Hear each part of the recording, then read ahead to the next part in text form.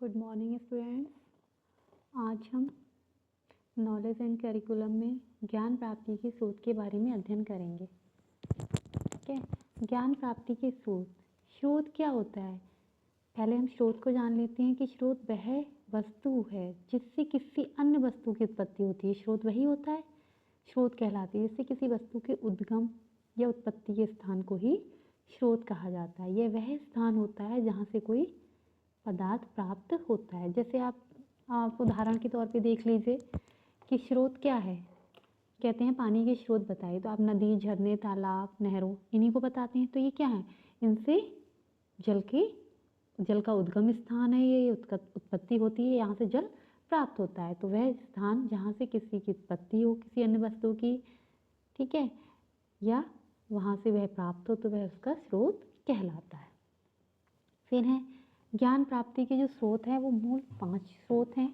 सबसे पहला है इंद्रिय अनुभव, सेंस एक्सपीरियंस। ये क्या होता है? इंद्रिय अनुभव। सभी जानते हैं कि हमारी 5 ज्ञान इंद्रियाँ होती हैं, आँख, नाक, कान, जीभ और त्वचा। ये पांचों ज्ञान इंद्रियाँ होती हैं हमारी, जो ज्ञान प्राप्ति में हमारा प्रमुख साधन होती हैं। इंद्रियों द्वारा प्राप्त अनुभव का प्रत्यक्षीकरण है। मनुष्य जो भी देखकर, सुनकर, छूकर जो भी अनुभव करता है वह सब क्या है?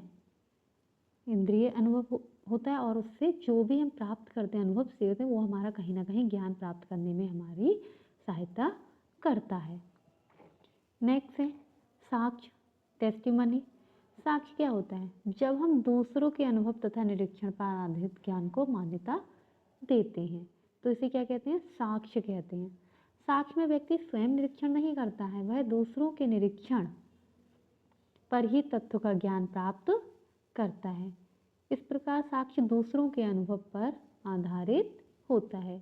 हमने स्वयं बहुत से स्थानों को नहीं देखा। उदाहरण के तौर पे आप समझ लीजिए कि हमने बहुत से स्थानों को नहीं देखा है, किंतु जब दूसरे उसका वर्णन करते हैं तो हम उन स्थानों के अस्तित्व में विश्वास करने लगते हैं।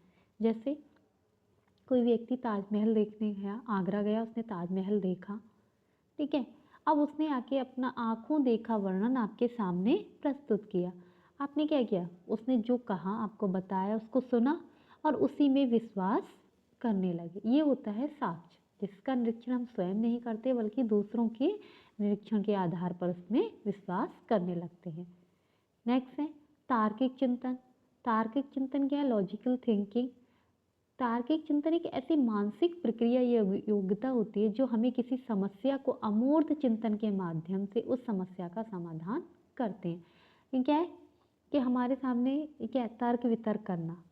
इंद्रियों के प्राप्त द्वारा, अनुभव के द्वारा हम तर्क हमारा कहाँ से आता है? इंद्रियों से जो प्राप्त अनुभव के द्वारा, जैसे हम रंग, स्वाद तथा गंध आदि से संबंधित कुछ संवेदनाएं तो प्राप्त कर लेते हैं इंद्रियों द्वारा, परंतु जब जहाँ अंतर करने की बात आती है या भेद करने का प्रश्न आता है तो वहाँ पर हमें तर्क की आवश्यकता पड़ती है और तभी हम अपनी समस्याओं का समाधान कर पाते हैं।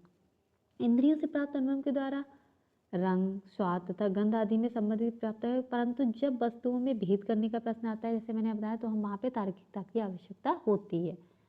अतः कह सकते हैं कि अमूर्त चिंतन निहित होता है जिसमें अतः ज्ञान का आधार ही तर्क बुद्धि है।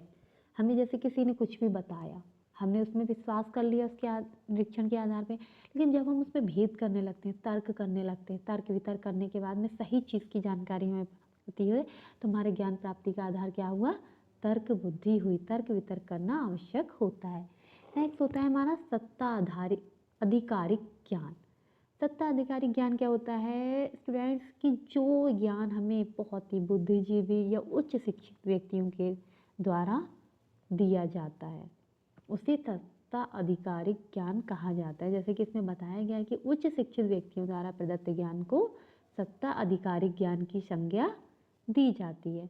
मनोविज्ञान ने यह भी सिद्ध किया है कि मानव समाज में व्यक्तिगत भिन्नताएं होती हैं। व्यक्तिगत भिन्नताएं होती हैं, हम सभी जानते हैं।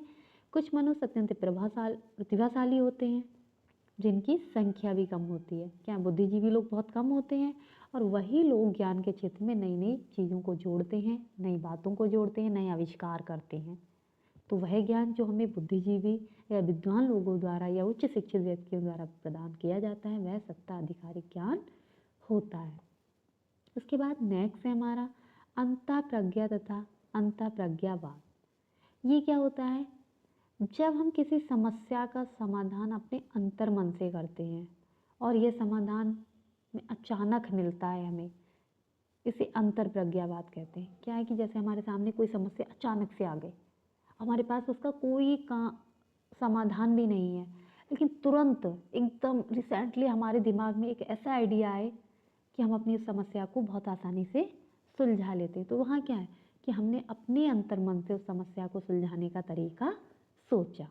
यही हमारा अंतःप्रज्ञावाद होता है। तो स्टूडेंट्स, ज्ञान प्राप्ति के स्रोत मैंने बताया 5 स्रोत हैं, ठीक है। सत्ताधिकारिक ज्ञान, अंतःप्रज्ञावाद ज्ञान,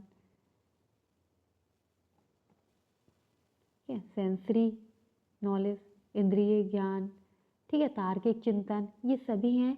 तो स्टूडेंट्स, आपको सभी को समझ में आ गया होगा, ठीक है। आई होप कि सभी को समझ में आ गया। और स्टूडेंट्स, एक बात और, आप सभी नोट्स ज़रूर बनाते रहें अपने। अभी तो कॉलेज नहीं खुल रहा है, लेकिन जब भी कॉलेज खुलेगा जो टॉपिक्स आपको पढ़ा दिए गए हैं वो रिपीट नहीं किए जाएंगे, क्योंकि टाइम पीरियड आपके पास बहुत ही कम है। इसलिए आप बहुत ही अच्छे से अपनी पढ़ाई को करें। एग्ज़ाम्स आपके टाइम पर ही हो जाएंगे। और किसी भी तरह की कोई भी समस्या अगर आपको आती है, किसी टॉपिक में आती है, तो आप पर्टिकुलर सब्जेक्ट टीचर को कॉल करके, कांटेक्ट करके उससे बात कर सकते हैं, समझ सकते हैं। Thank you class. आगे हम नेक्स्ट टॉपिक को पढ़ेंगे।